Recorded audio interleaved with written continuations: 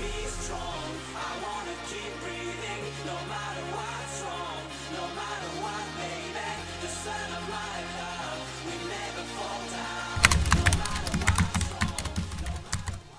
bien salut à tous, c'est Ethnical et aujourd'hui on se retrouve pour une nouvelle vidéo. Donc aujourd'hui on va parler des extensions, on va essayer de modifier des extensions tout en conservant les exécutables. Donc ça c'est très fort pour tout ce qui est les virus principalement, ou même n'importe quel exécutable, c'est quand même assez rigolo de pouvoir exécuter un exécutable avec une autre extension. Je tiens à informer donc YouTube que ce contenu est à but éducatif et que je ne serai en aucun cas tenu responsable de ce que vous ferez avec, voilà. Même si c'est pas incroyable, voilà. C'est pour éviter les emmerdes.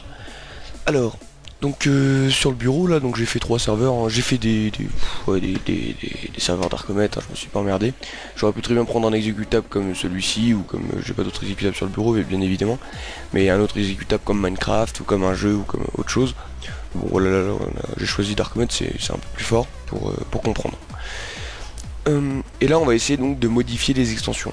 Alors les modifier visuellement, parce que les modifier réellement ça ne fonctionnera pas évidemment, ça va me broken l'exécutable et on pourra bien évidemment rien faire avec, mis à part l'ouvrir avec des états hexadécimales et tout simplement l'ouvrir avec ce qu'on lui a demandé, donc la nouvelle extension, et ça fera un bordel pas possible.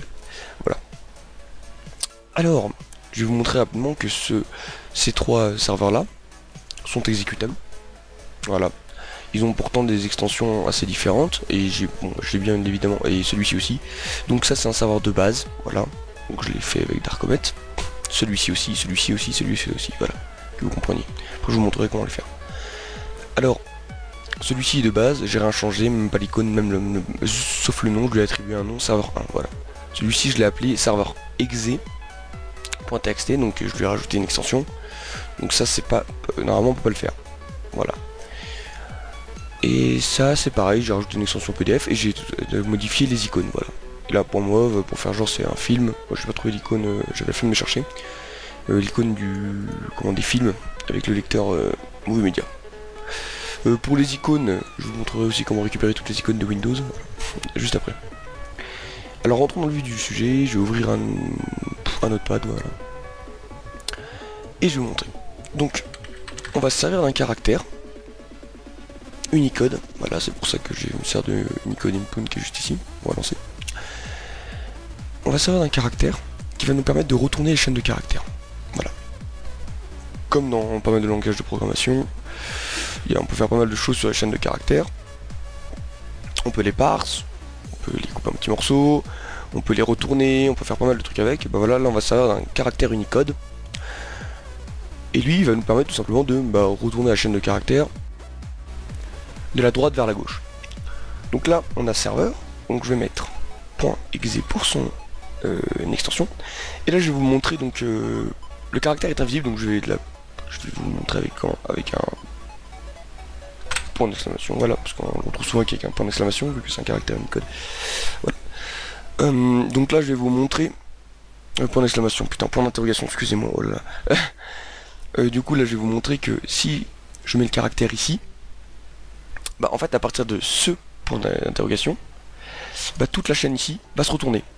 Donc on aura ça ne bougera pas, d'accord.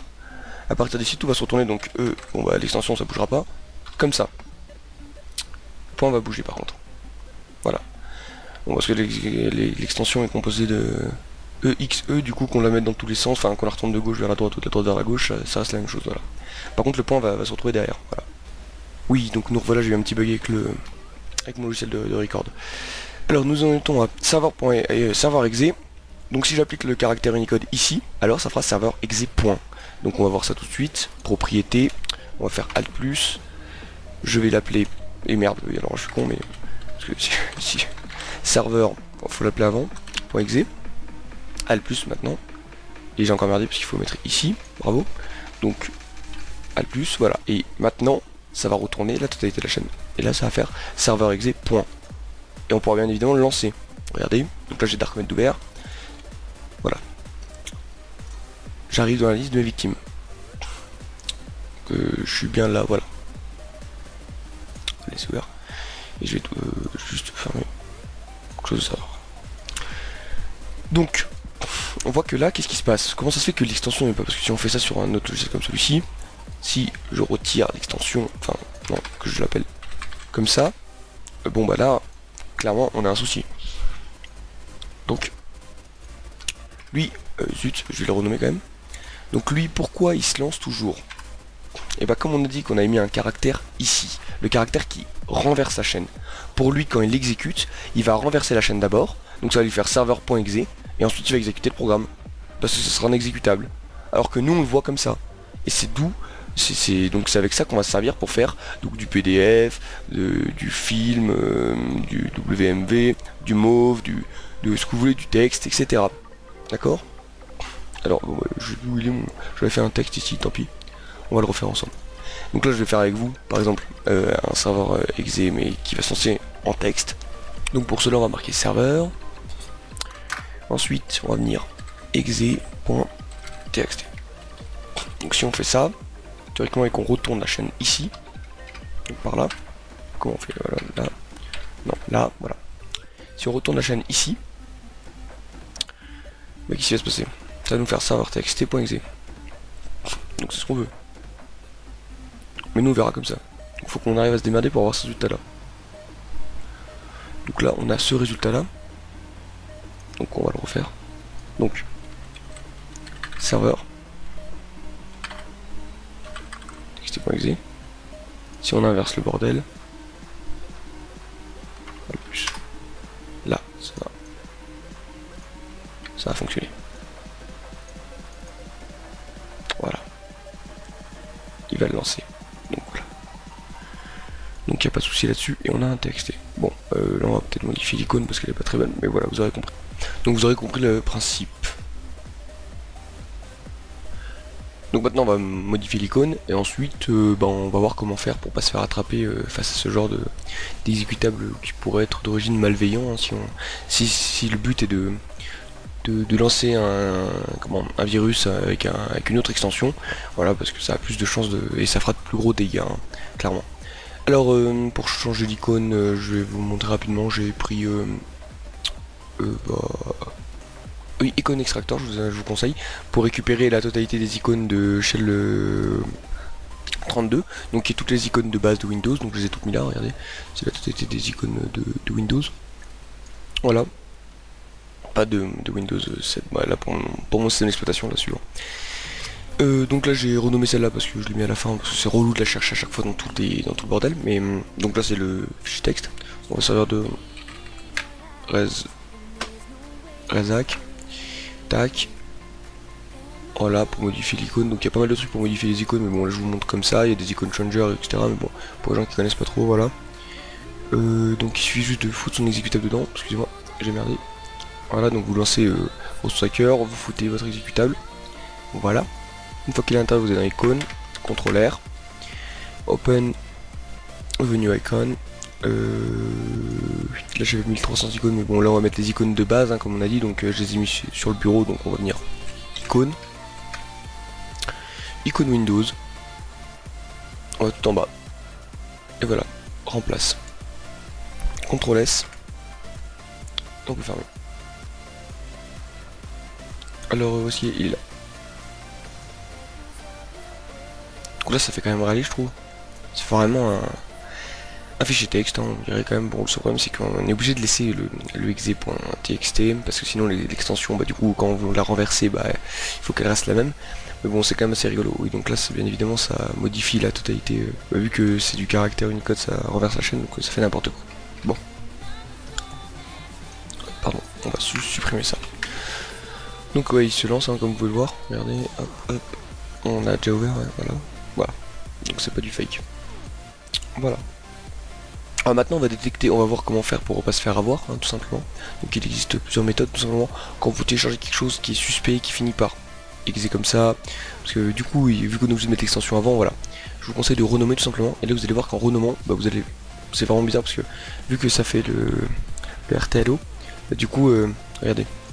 Si on commence ici et que je vais vous montrer avec le clavier virtuel, c'est pour ça que j'ai mis le clavier virtuel pour vous montrer. Donc si je viens renommer ici et que je vais me déplacer, Regardez, je me déplace dans le sens contraire, et pourtant, bah, ça part dans tous les sens, regardez bien. Là je vais partir dans ce sens là, je vais me retrouver à la fin vers la fin. Et là en venant ici, voilà, bah là je pourrais plus aller plus loin. Ensuite je vais repasser donc dans le sens normal, donc là je serai dans le sens normal, parce que vu que je n'ai pas appliqué le caractère Unicode, et c'est à partir d'ici que c'est à partir du 7, donc là je vais cliquer comme ça, je vais me retrouver à la fin, encore comme ça, donc je vais revenir, vous voyez. Et ensuite je vais me retrouver à la fin, voilà. Et là je suis à la fin du fichier, vu que c'est à la fin le caractère Unicode a tout retourné, donc là je suis à la fin, donc là je peux pas aller plus loin. Voilà. Donc déjà si vous, en renommant le fichier, vous pouvez vous en rendre rapidement compte. Et ensuite si vous le mettez par exemple dans une archive ou quoi, regardez dans une archive par exemple, ajouter à l'archive, on va l'ajouter à une archive. Du coup ça retourne la version d'évaluation là-haut. Bah vous voyez il y a un caractère ici qui s'affiche, parce que du coup le caractère Unicode n'est pas détecté, donc il le remplace par un caractère, par une flèche. Donc ça c'est Alt combien ça? Alt 24 je crois. Je sais pas. Il n'y a pas un ouais. Alt 24 peut-être? Non. Alt 25? Non bon alors Alt 26. Non bon alors. Alt 21. Alt 27 voilà bon c'est Alt 27. Voilà. Donc il le remplace par une flèche, hein, par un caractère Unicode qui est connu du logiciel, voilà. Sur ce on arrive à la fin de ce tutoriel. J'espère que ça vous aura plu de modifier un peu comme ça, etc. Je vous conseille de tout simplement d'essayer pas mal de combines, ensuite de voir un peu comment ça marche. Donc de surtout faire extrêmement attention quand vous recevez des fichiers dans ce genre là. Parce que voilà, j'ai été étonné que autant de gens sur Skype me disent non mais c'est impossible tout simplement de modifier l'extension en fait, de la modifier visuellement. Et déjà visuellement c'est très fort, hein, parce que si on est dans, je sais pas, dans une administration, des cybercafés, de grands endroits où il y a énormément d'ordinateurs, bah ça fait beaucoup de dégâts tout simplement parce qu'on peut pas savoir. Hein. Après c'est vu que maintenant les protocoles, enfin les messageries, quand on envoie par email, bah ils le retournent avant, du coup on peut pas trop le voir. J'avais essayé avec Sandspace, donc Sandspace conserve bien comme ceci. Et après j'ai pas essayé avec d'autres sites d'hébergement d'exécutables, enfin de fichiers. Voilà. Sur ce, c'est la fin de ce tuto. Merci d'avoir suivi, merci d'avoir regardé. C'était Ethnical et vous êtes plus de 7000 et quelques, donc c'est incroyable. Merci à tous. Ciao.